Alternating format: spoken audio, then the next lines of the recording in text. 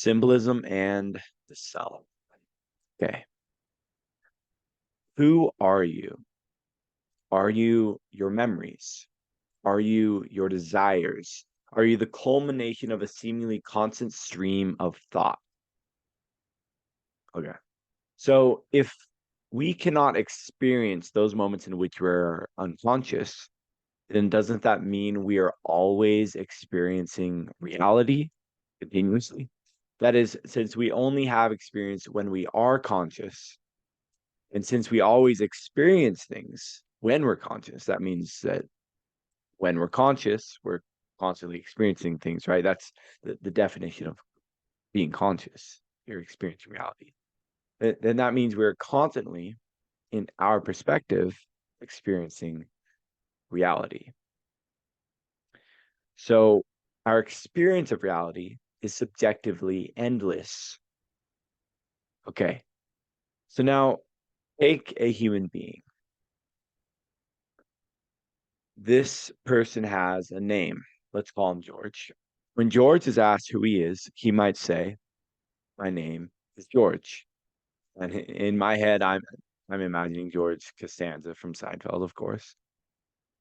But what does that mean? What does it mean to be George? Fundamentally, what does it mean to be George?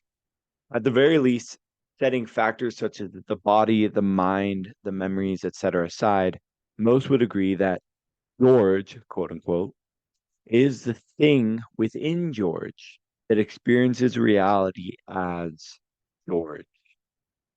That is, George is the experiencer that experiences everything there is to experience within the body and mind of George. Now, since George views himself as the experiencer of George's reality, we can go a step further and say that George may view his past experiences as his own experiences, and thus his past experiences are part of what makes him George. Although George must likewise believe that these past experiences are in fact his in order for him to believe that such memories are part of him. That is, there must be some form of logical continuity enveloped within George's memory. He must believe that his memories are truly his, and he must be able to trace back when his memories occurred. Now, let's say we could split some of your memories into one part of your brain and the rest of your memories into another part of your brain. Yet imagine that you could only access one part of your brain at a time.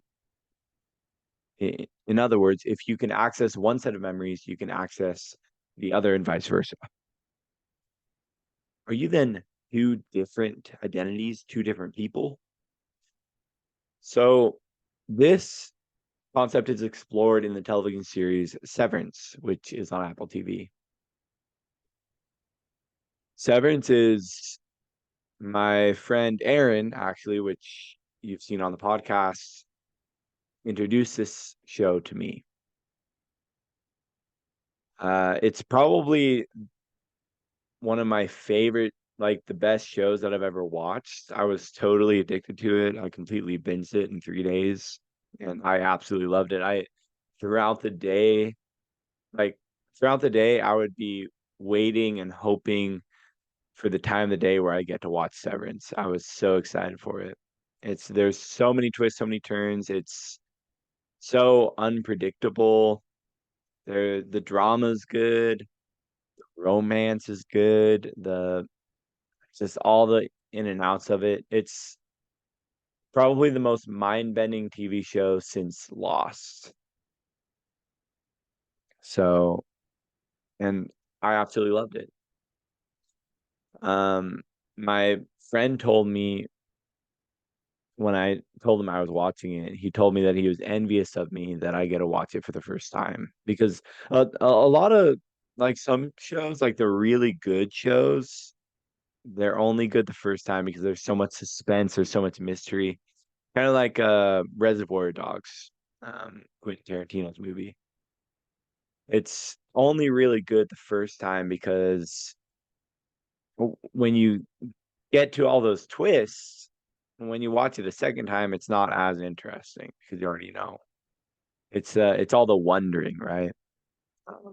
Kind of like in the movie The Guilty, which I also highly recommend. It's on Netflix. But anyways, in Severance, the characters work at this company called Lumen. At Lumen, they have this procedure called, you guessed it, severance.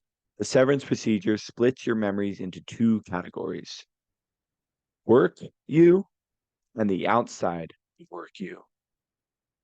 So when you're at work, you don't remember your life outside of work. And when you're not at work, you don't remember your life inside of work.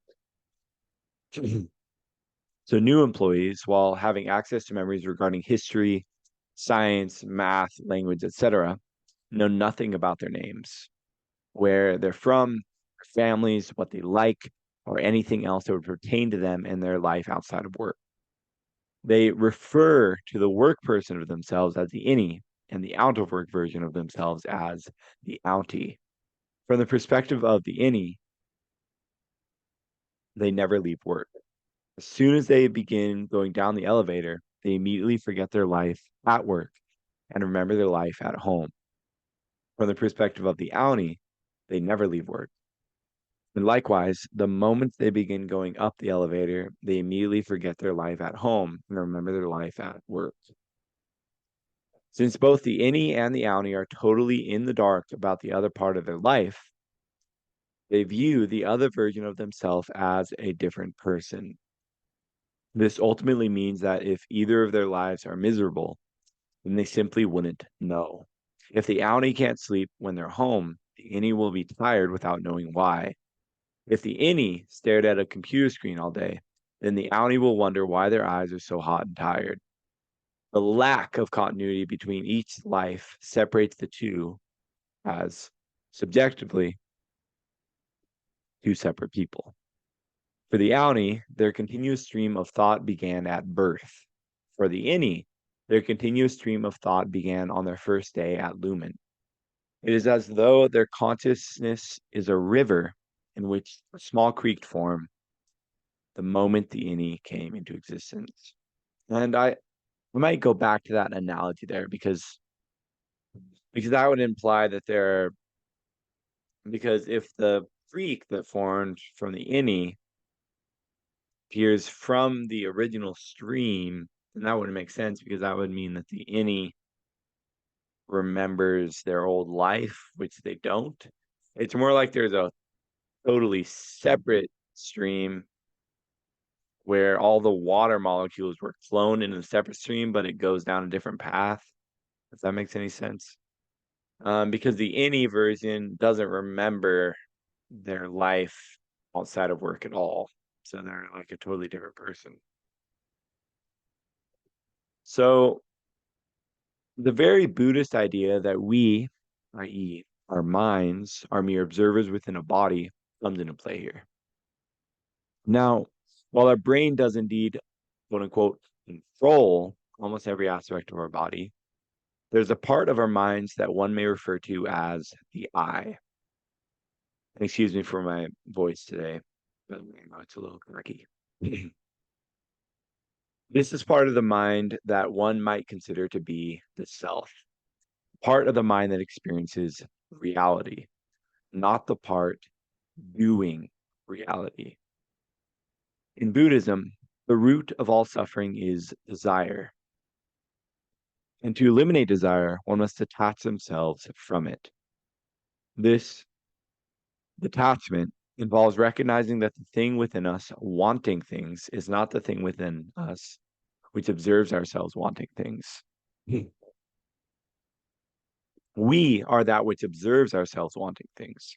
For instance, in mindfulness meditation, one might sit down with themselves, and once they start thinking, they might say, that is just a thought. It is passing through. So the mindfulness meditator speaks as though their thoughts are not theirs at all. Their thoughts are happening outside their control, and likewise are their actions, breath, etc. In fact, the focusing on the breath in meditation shows just how little control we have of our actions when we're not focusing on them. We do not think about breathing, and so we breathe without having to force ourselves to breathe. Yet, when one focuses their attention on their breathing, we feel as though we are now controlling our breaths. It's really weird. I don't know if any of you have ever tried this, but when you do like focus on how you're breathing all of it like becomes this other task, right?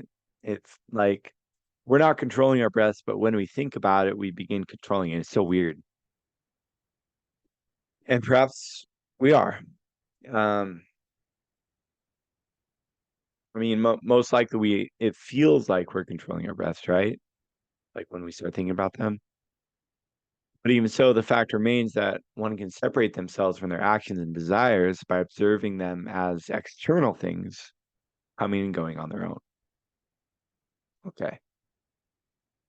This is why Herman Hesse said in his novel Siddhartha that, quote, within you, there's a stillness and a sanctuary, which you can retreat at any time and be yourself, unquote, which implies that yourself is both stillness and sanctuary. The self is, according to Herman Hesse, unrelated to one's desires, history, knowledge of the world, etc. The self is that which observes the now. In that regard, Hess may very well believe that not only is the innie and the outie from Severance two different people, but they are likewise a different person in each passing moment, or perhaps they're nothing at all. This brings to mind Heraclitus' quote that no man ever steps in the same river twice, for it's not the same river and he's not the same man. And with that, I'd like to mention something that Mina brought up in our self-reliance series, and that's that Aristotle, who was a follower of Heraclitus, says something along the lines that, well, you can't even step in the same river once. So not only are we constantly changing into something new, but how can we possibly say that we are even anything at all? So with that philosophy, one might see why Buddhism distinguishes desire as a source of suffering. We're constantly changing, and if the world's constantly changing, then our desires are almost always moving away from us. In other words, the moment we have what we want, the concept of what we want has already changed.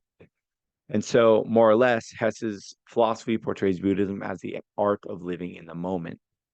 Quote, when someone is seeking, it happens quite easily that he only sees the thing that he is seeking, that he is unable to find anything, unable to absorb anything, because he is only thinking of the thing he is seeking, because he has a goal, because he is obsessed with his goal.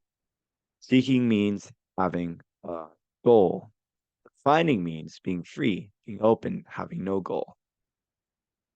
Now, I wanted to go back just for a moment before I address that quote. Everything's changing, right? And that's probably the reason why Nietzsche said that as soon as a new ideal is created, it immediately becomes a retrograde movement. That is, when you create a new idea, already your ideas have changed about that idea. So when you write it down and you read it again, you might already interpret it differently than you had when you originally had the thought. And so if you interpret it differently, then when you tell other people about it, they're also going to interpret it differently, right? So it becomes a retrograde movement. The thought itself depletes from its original form immediately.